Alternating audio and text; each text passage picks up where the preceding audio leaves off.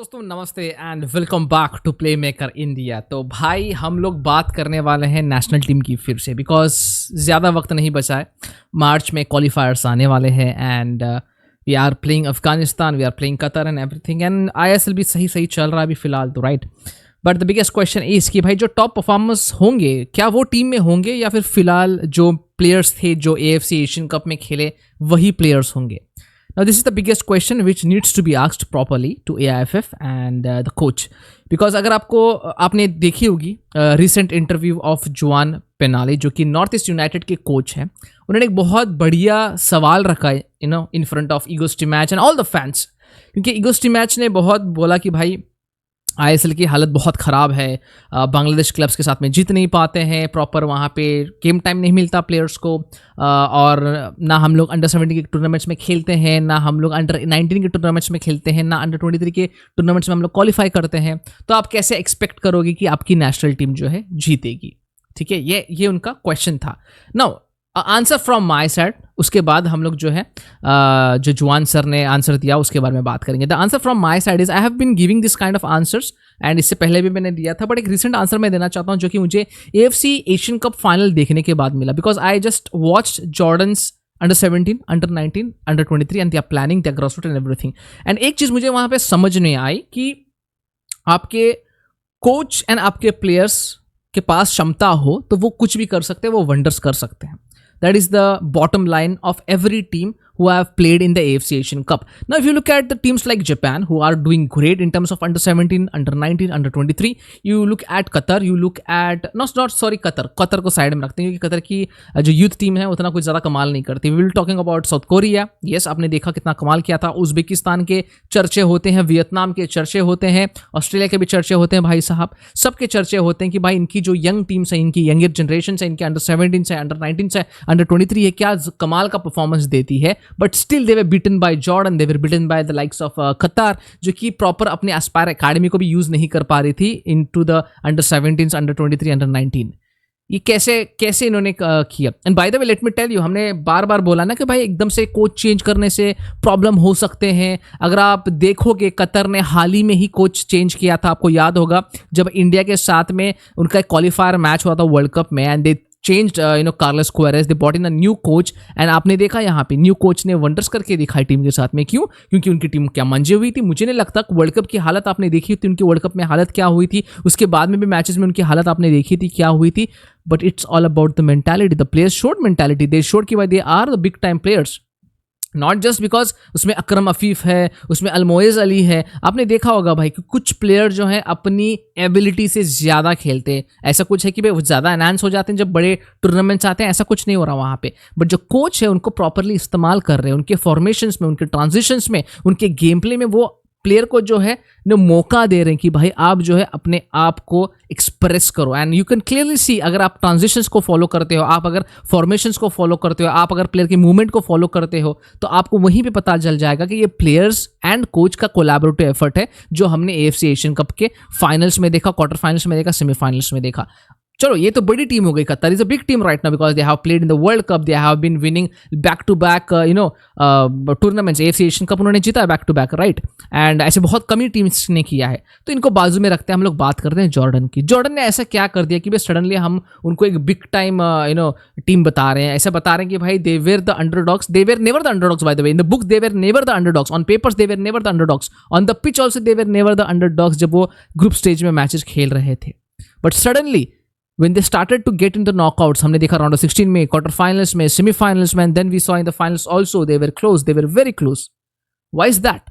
Again, coach and players collaborative effort. अभी आप बोलोगे यार नहीं यार उनके पास प्लेयर्स मुसाल तमारी के जैसे, एजान के जैसे बहुत बढ़िया players. Let me tell you, मुसाल तमारी एंड एजान एक ही नहीं है बंदे भाई, बहुत सारे और भी बंदे हैं, जैसे 9 प्लेयर्स एक्स्ट्रा हैं वहाँ पे, 11 प्लेयर्स की एक टीम बनती है, बाकी के बंदे बेंच पे बैठे हैं।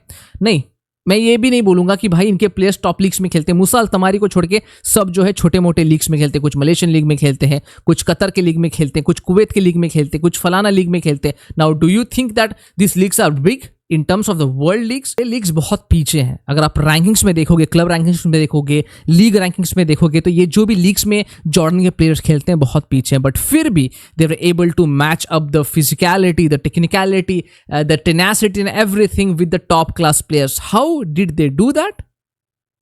It was a collaborative effort again. Coach, players, the management, everyone worked hard. The scouting was done properly. जो भी players को select किया गया था, form and experience पे select किया गया था. बस experience पे नहीं, बस form पे नहीं, बस नाम पे नहीं. सब players का जो form था वो top notch चल रहा था. एक्सपीरियंस भी था उनके पास में, दे हैव प्लेड बिफोर, एंड ऊपर से 2-3 प्लेयर्स ऐसे नए भी इन्वॉल्व किए गए थे. You can clearly see on the bench and they way supporting the team. Even though they didn't get any game time, but still they were with the team. Why? Because they know exactly कि भाई ये भी बंदे जो है big time players हैं and ये आके अपने बलबूते पे मैच का रुख बदल सकते हैं. The coach knows that. Now what happened with India? We all know we couldn't score one goal, we couldn't do anything, but still the fans were very optimistic from the first match. ठीक है, Australia के साथ हमने 2-0 हारा, ठीक है, Uzbekistan के साथ हमने 3-0 हारा, क्योंकि ये relatively बहुत stronger teams है. सीरिया ने भी हमको पेला. And still few people have that brass neck to sit and talk about कि भाई how players failed, how this failed, how that failed. भाई साहब, it's always a collaborative effort. जबकि आपकी टीम जीत रही है भाई, वो आपका पूरा मैनेजमेंट जीत रहा है, वो आपका पूरा देश जीत रहा है.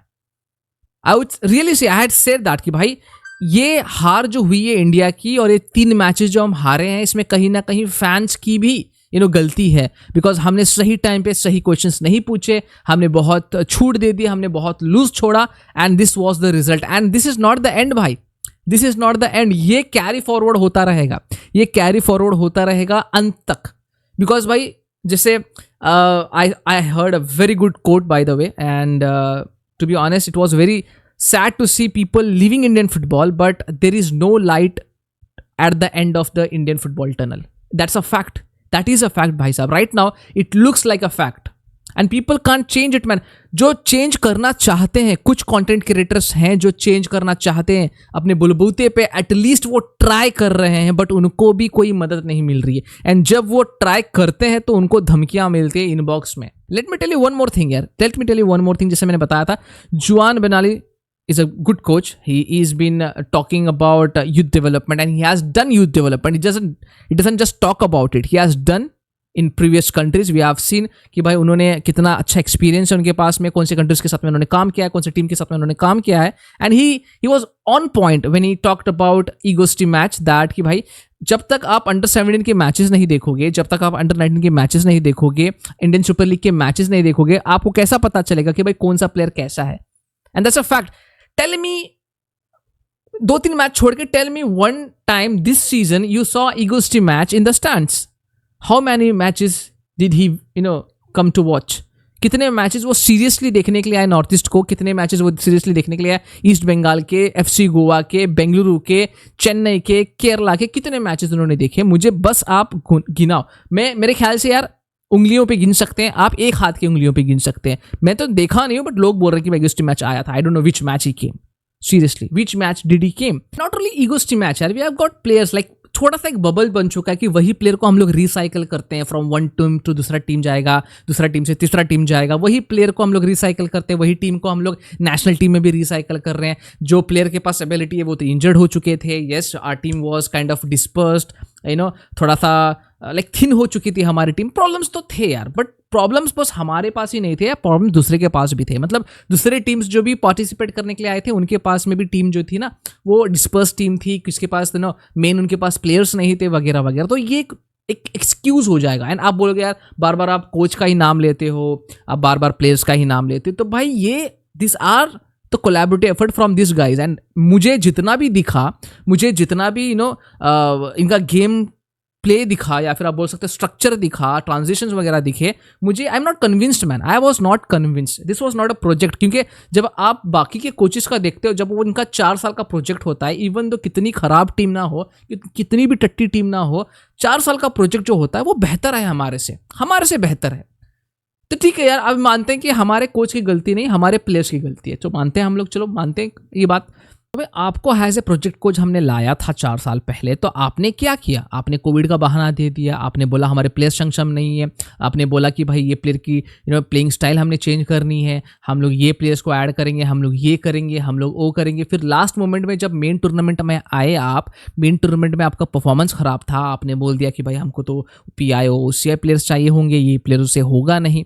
तो मतलब आपने 4 साल के जो प्रोजेक्ट में किया कुछ नहीं है, सिंपल सी बात है ना। तो मतलब आपके पास ये आंसर है, क्योंकि आपको एक प्रोजेक्ट दिया गया था। 4 साल के बाद आप बोलोगे भाई कि ये तो होगा नहीं मेरे हाथ से, हमको ये प्लेयर चाहिए। तो भाई ये तो हमने पहले भी सुना था, 2007 में सुना था, 2011 में हमने सुना, 2015 में हमने सुना, उसके बाद 2019 में हमने सुना था। तो अभी नया क्या है? हमको भी पता है कि भाई जो PIO OCI प्लेयर्स हैं वो बेहतर है, वो तो हमको भी पता है, वो तो बच्चा बच्चा जानता है अभी आजकल। तो आपने ऐसा क्या नया किया हमारे नेशनल टीम में?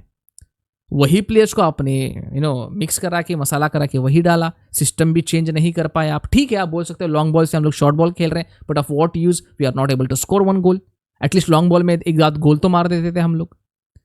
तो भाई पूरा सिस्टम जीरो हो चुका है। ऑल इंडिया फुटबॉल फेडरेशन जो है वो तो अलग बात है, मतलब वही सेम जैसे हम लोग प्लेयर्स यूज करते हैं, ऑल इंडिया फुटबॉल फेडरेशन वही सेम स्टेट FA से अपने ही लोगों को लेके आके बिठा देते हैं। जहाँ पे कोई लीग नहीं चल रही, जहाँ के प्लेयर रजिस्टर नहीं हो पा रहे, जहाँ पे कोई क्लब प्रॉपर काम नहीं कर रहा है, जहाँ पे टूर्नामेंट्स नहीं हो रहे, वहाँ के लोगों को लाके ये लोग जो है लीग कमेटी में बिठा दे रहे हैं। क्या करने के लिए? डेवलपमेंट करने के लिए। तो ऐसा चल रहा है इंडियन फुटबॉल का खेल। ऊपर वो मदारी बैठा है, हम बंदर नाच रहे हैं, बस वही चल रहा है और कुछ नहीं हो रहा है।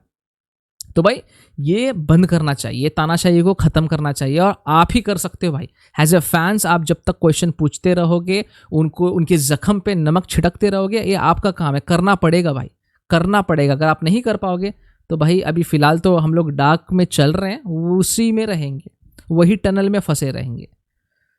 यार बोल बोल के मेरा भी मुंह दुख गया भाई। आज के लिए बस इतना ही। और जैसे मैं बताया कि मैं हर रोज़ लाइव करता हूँ, I know I have not been regular few days, थोड़ा सा पर्सनल लाइफ में थोड़ा सा मैं चल रहा था, काम वाम चल रहा था थोड़ा सा, इसलिए मैं नहीं आ पा रहा था वीडियोस करने के लिए। बट आज से जो है थोड़ा सा रेगुलर हो जाएंगे हम लोग। तो रात में जो है लाइव ज़रूर होगा, तो ज़रूर आना, जुड़ना, और आपके जो भी क्वेश्चन है रिगार्डिंग इंडियन फुटबॉल वहाँ पे डालते रहना। तो मिलते हैं अगले वीडियो में। अंटिल देन जय हिंद और जय भारत।